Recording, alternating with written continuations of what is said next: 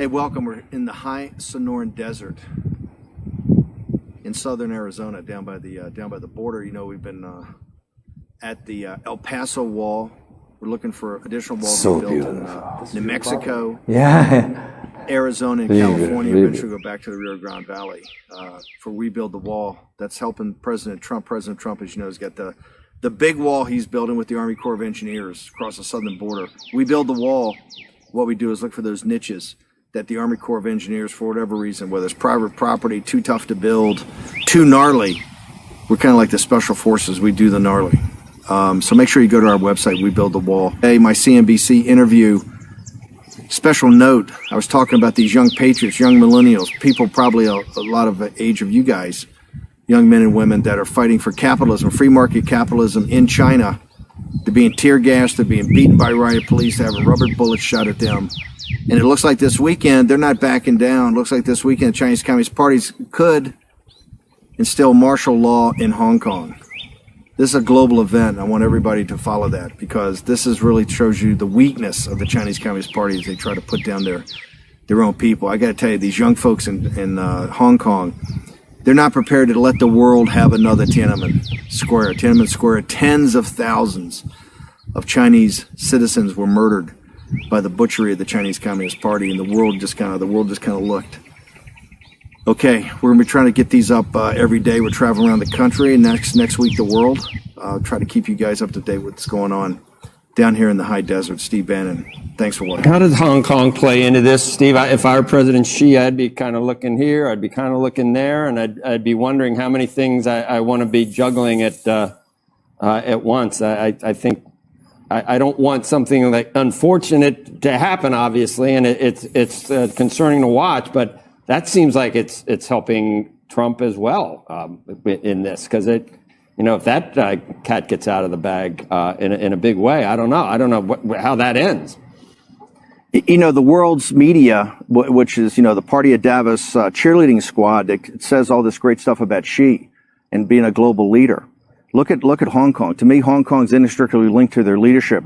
You start your show by talking about New York City being the world's financial capital. That's correct. The other two important capitals are the city of London and Hong Kong, and particularly Hong Kong. It shows you what English common law and the Chinese people can do when they're united. And the people, these young patriots in Hong Kong, are fighting for free market capitalism.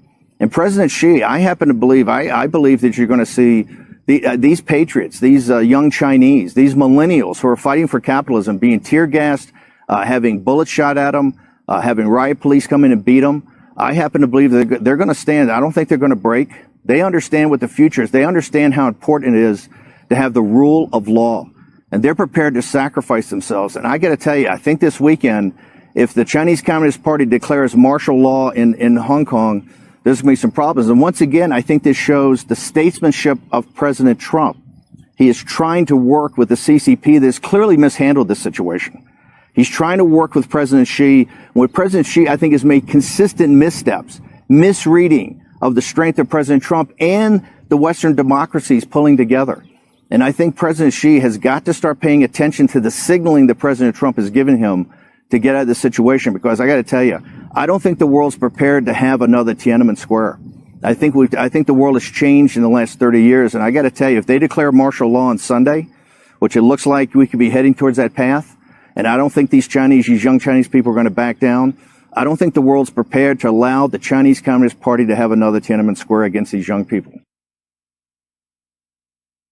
One of the reasons it's so important for you to watch what's going on in Hong Kong, I don't fully know if you really understand what these kids are up against. They're up against the most totalitarian dictatorship in history.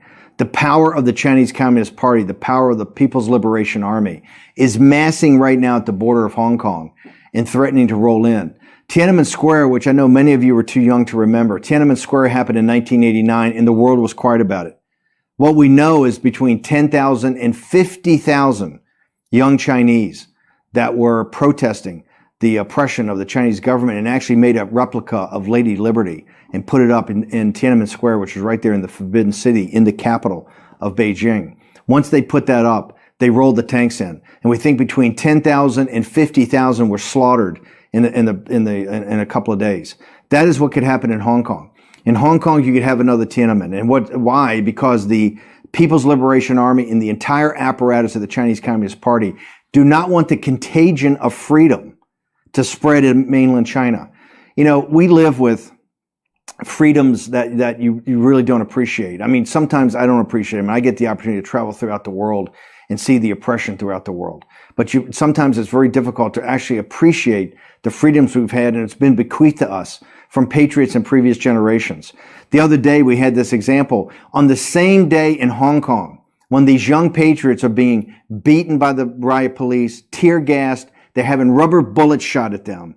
They are walking through the airport and walking through Hong Kong, not with the Union Jack, which they were doing 11 weeks ago, but with the Old Glory, the flag of the United States of America. And why are they doing that? Because that flag represents freedom to people throughout the world. And young people in Hong Kong are walking around with that flag, and that drives their communist masters nuts. At the same time, you had a privileged, I think, fencer on one of these USA teams on the podium after winning one of the medals, and he knelt. Okay, he knelt because he thought that flag was a flag of shame. Well, that flag's not a flag of shame. It's called Old Glory for a reason. And the young patriots in Hong Kong prove that, because when they're getting tear gassed and beaten and shot at, the flag they're raising is not the flag of the Chinese Communist Party, but the flag of the free people of the world as represented by the United States of America.